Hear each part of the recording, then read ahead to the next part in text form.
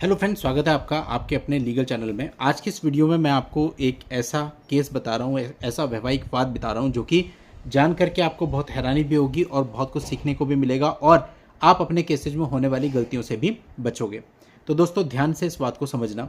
इस मामले में लड़का लड़की की शादी होती है, पति पत्नी बन जाते हैं और उसके बाद शादी के कुछ समय के बाद 2 बच्चे भी हो जाते हैं और इसके बाद उन दोनों के बीच में लड़ाई झगड़ा शुरू होने लगता है और जो पत्नी होती है वो बच्चों को लेकर के अपने मायके चली जाती है। इसके बाद जो पत्नी होती है वो अपनी तरफ से कुछ केसेज कर देती है, 498A का, 125 का, डीवी का और उसके साथ साथ सेक्शन 9 का भी।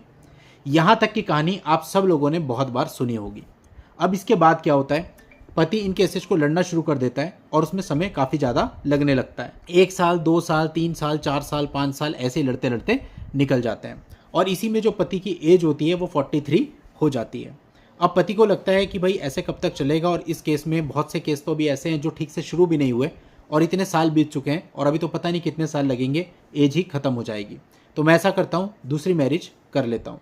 और पति जो है वो किसी जानने वाली लड़की से दूसरी मैरिज कर लेता है, उसको सब कुछ बता देता है कि भाई मेरे ऐसे केसेस चल रहे हैं और दूसरी मैरिज कर लेता है। वो लड़की भी सब चीज़ों को जानते हुए उससे मैरिज कर लेती है।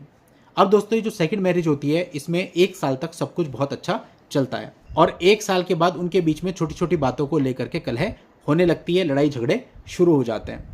अब धीरे धीरे करते करते स्थिति यहाँ तक पहुँच जाती है कि जो सेकंड वाइफ है वो धमकी देने लगती है कि मैं तुम्हारे ऊपर केस दर्ज कराऊंगी। और जो पहली वाली वाइफ होती है उससे कॉन्टेक्ट करती है, उससे बहुत सारी डिटेल्स लेती है, सारी डिटेल्स दोनों पत्नी आपस में शेयर करती हैं और ये जो नई वाली पत्नी है ये जा करके एक कंप्लेंट वहाँ पर करा देती है यौन शोषण की, कि इसने मेरा यौन शोषण किया है। क्योंकि शादी तो वो कह नहीं सकता और वो खुद भी नहीं कहती कि इसने मेरे से शादी करी है, कि मेरे को धोखा दिया इसने कि तेरे से शादी करूंगा। बाद में मुझे पता चला कि ये तो पहले से मैरिड था और इसके 3-4 केसेज भी चल रहे थे और इस प्रकार से इसने मुझे धोखा दिया और 2 साल तक मेरा यौन शोषण किया। अब यहाँ पर पति को पुलिस स्टेशन में बुलाया जाता है।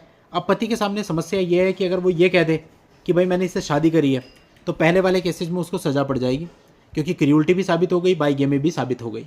और यदि पुलिस के यहाँ जाकर के वो ये स्टेटमेंट दे दे कि मैंने इससे शादी नहीं करी तो ये यौन शोषण का मामला बन गया और इसमें पति को फिर 376 आईपीसी में अंदर जाना पड़ेगा अगर एफआईआर दर्ज हो जाती।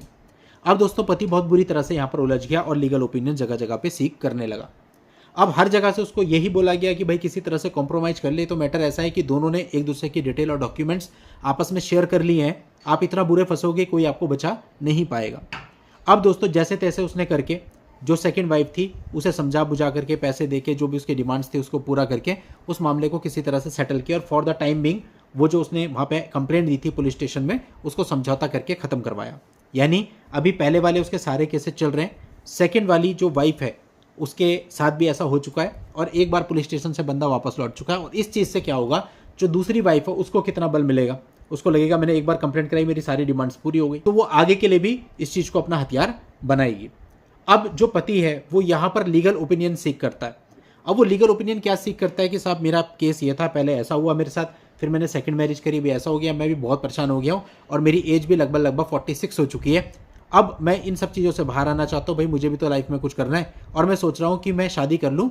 मैंने एक लड़की को पसंद किया हुआ है, उस लड़की को सारी कहानी बता रखी है। अब आप मुझे ये रास्ता बताइए कि मैं उस लड़की से शादी कैसे कर सकता हूँ। इसे कहते हैं जाबांज। मतलब पहले मामले में 3-3, 4-4 केस पेंडिंग, दूसरे मामले में जेल की चौखट पे माथा टेक कर वापस आए हैं और तीसरी मैरिज इनको करनी है। और क्या गारंटी कि तीसरी मैरिज में ऐसा नहीं होगा। ना सर, वो तो बहुत अच्छी है।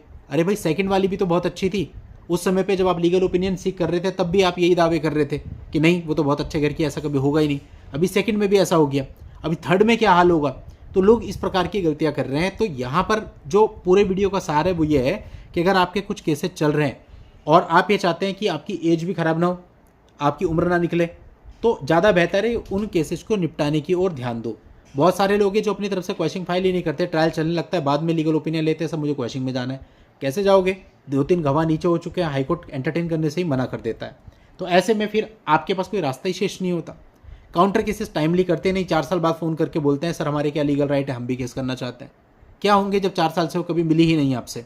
तो कहने का मतलब चीज़ें इस प्रकार की चली जाती हैं और आदमी के पास समय व्यर्थ करने के अलावा कोई ऑप्शन नहीं बचता और वो पूरे ट्रायल में अगर पड़ता है तो पूरी लाइफ खत्म हो जाती है।